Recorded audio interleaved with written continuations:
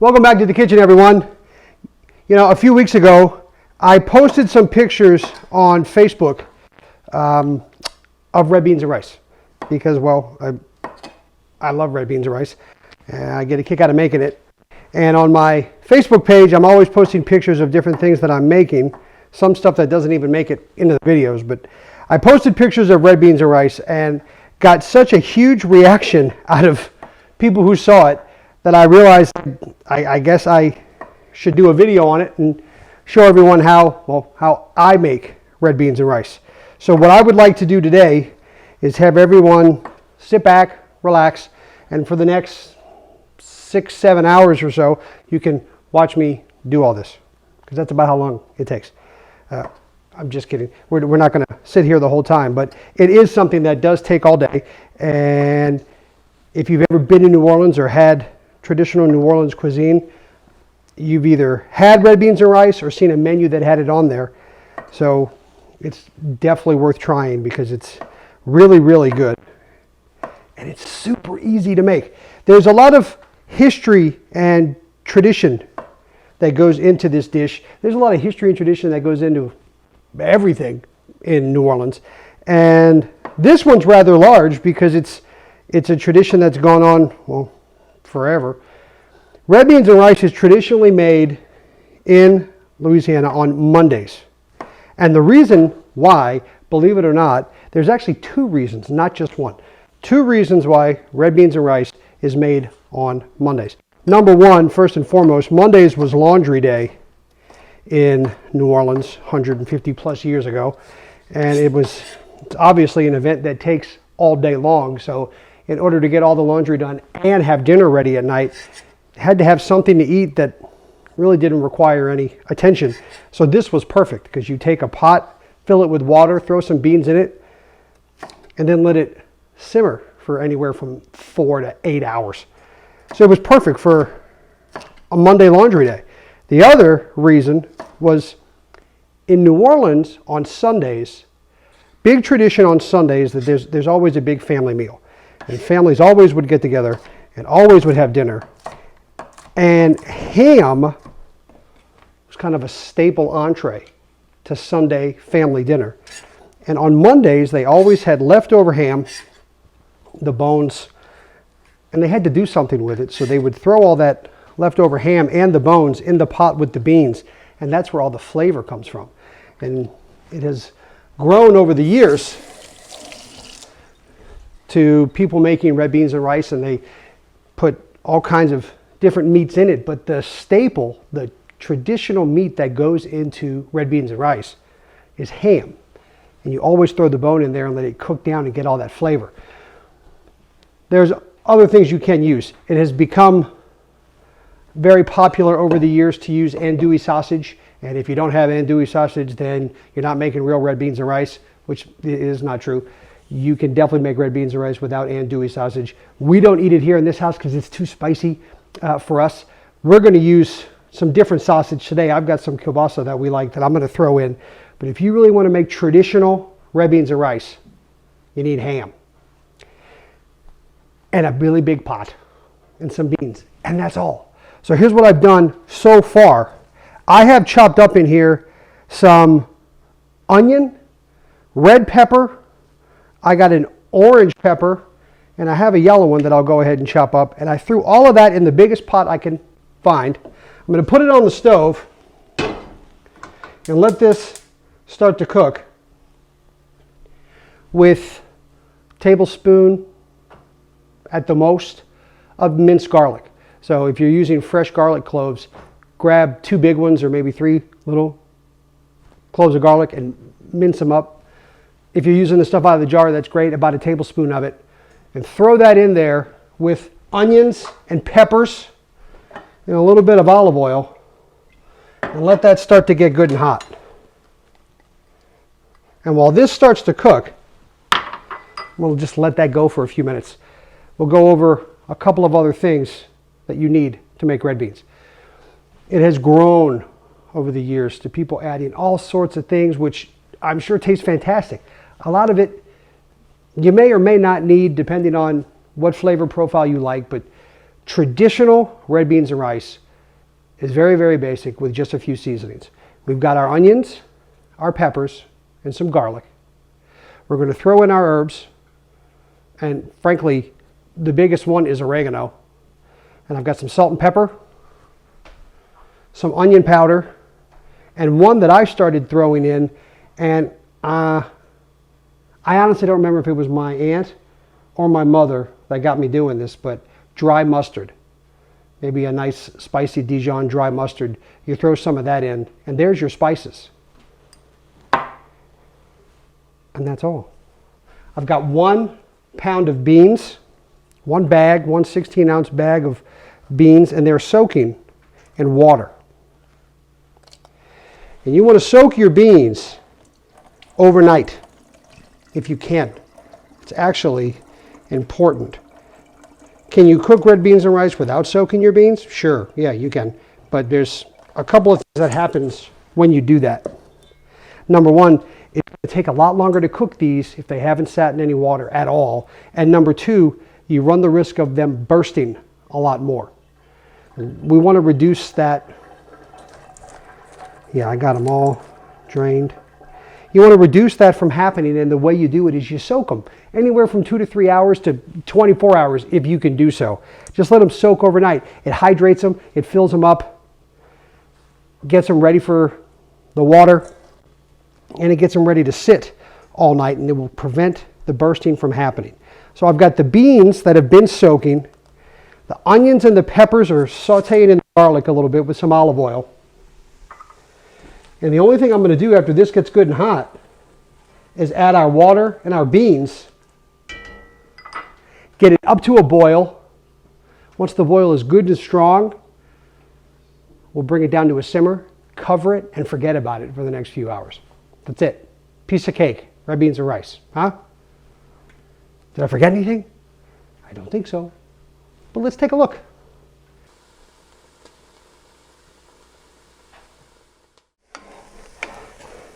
So as these onions and peppers start to get a softer texture, got some great aroma coming, just let them cook a little bit before I add everything. Just kind of saute them up a bit, gives it some added flavor.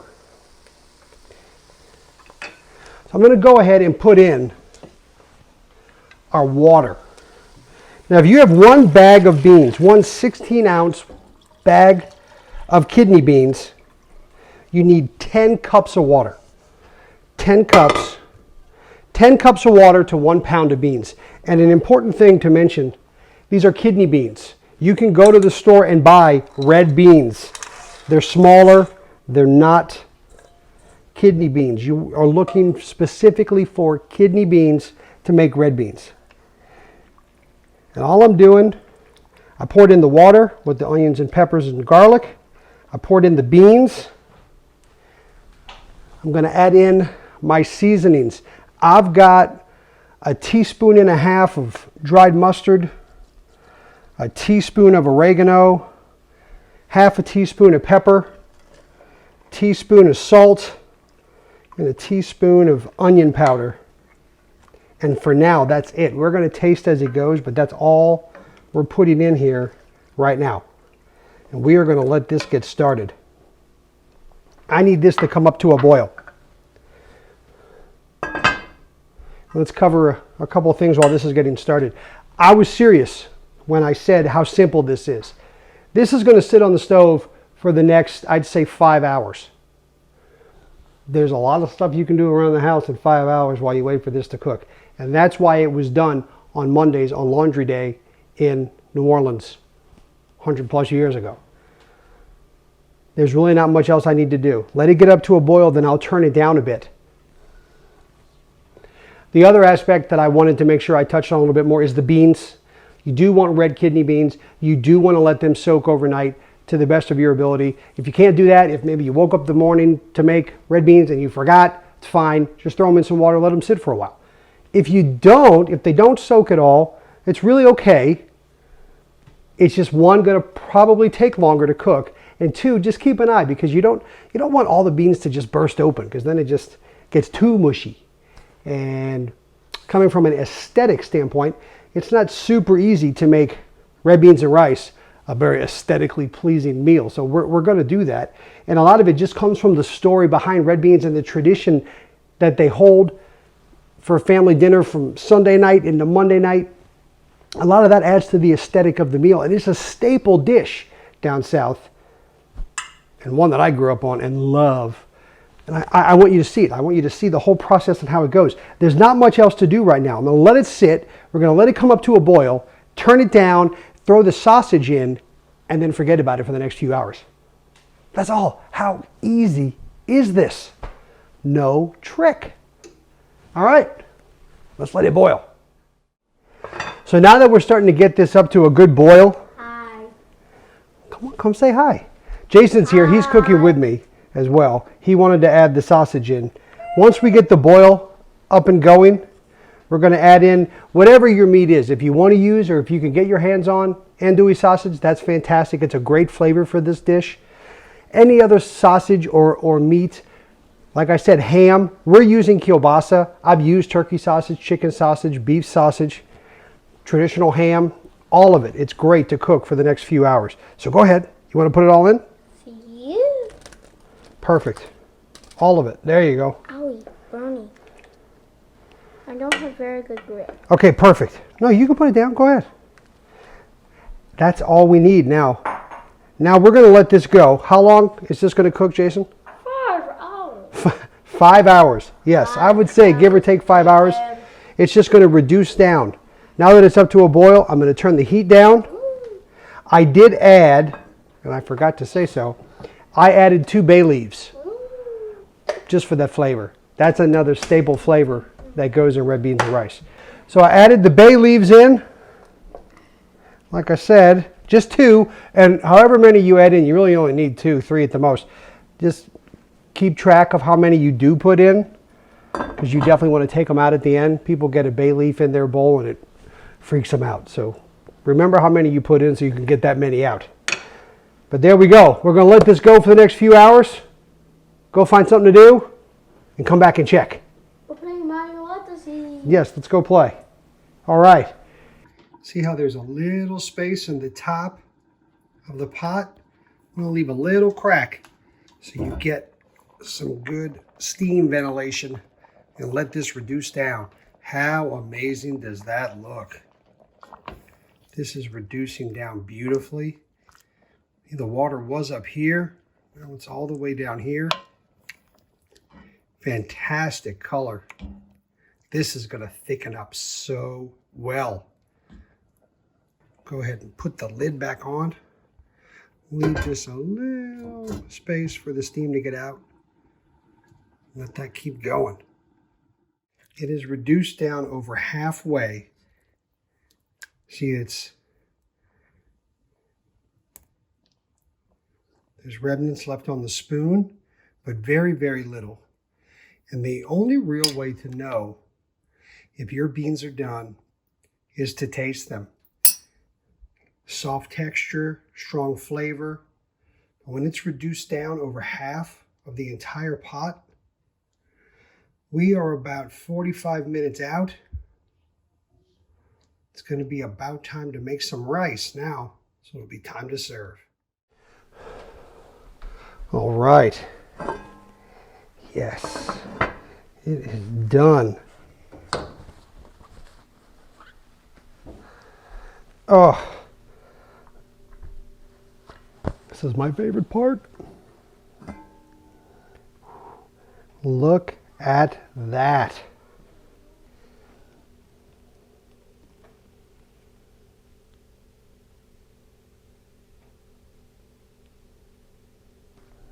Do you see how amazingly this came out? Now, a couple of quick things to remember.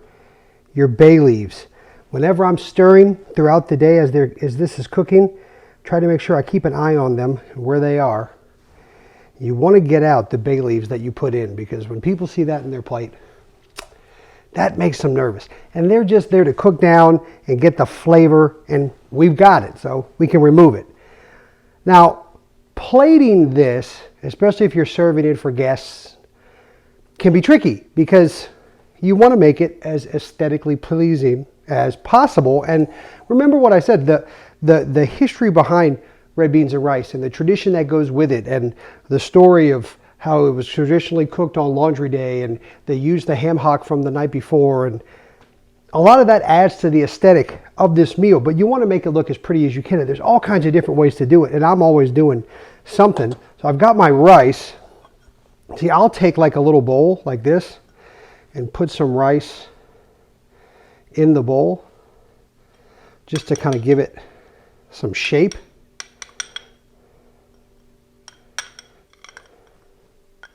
Now watch. Put something like that, and I can put it on the bowl. See how that comes out? Look at that. See? And then I'm going to put the red beans right around it. And remember what I said, when you're cooking this, you want to reduce down. You put 10 cups of water in here, and we're going to reduce it down by about half. And that's really all, because if you're not careful, if you let it go for too long, you'll lose all of that liquid, and you don't want to do that. It's supposed to be kind of a soupy consistency, and if you let it keep boiling, you'll lose it all. So pay attention, and when it gets down to about halfway from where you started, you're done. And that right there is all you need to make a gorgeous plate of red beans and rice. Take a look at that. And that's it. That's all you need to do. And if you want, you can always take a little fresh parsley and sprinkle it on top just to give it a little extra color. That always makes it fun, no matter who you're serving it for. Oh, that looks so fantastic like that. And that's it, ladies and gentlemen. That is all you need to do to spend an afternoon at home and making this meal. Fantastic, so full of flavor. People who have never had it before are going to be skeptical. And then when they try it, they're going to love it. You'll see. Try this. Have fun with it. Spend a day at home when it's not crazy. Maybe when it's a rainy day, it's a lot of fun to do it on a day like that because not much else you can do. Try this out. Different sausages, different meats. You can always make it spicier. If you're down in New Orleans and you're having this, it's probably going to be a lot spicier. I did not add any extra pepper, but you always can. Make sure you serve it with a fresh loaf of bread. My wife made a fresh loaf of French bread. Oh, I cannot wait. This right here screams a gorgeous New Orleans meal. Huh? Have fun with this, folks. Have a great week. I'll see you soon. If you haven't done so yet, click that subscribe button. Subscribe to this channel. Give the video a thumbs up. Share it with all your friends. And I'll see you soon. Bye-bye.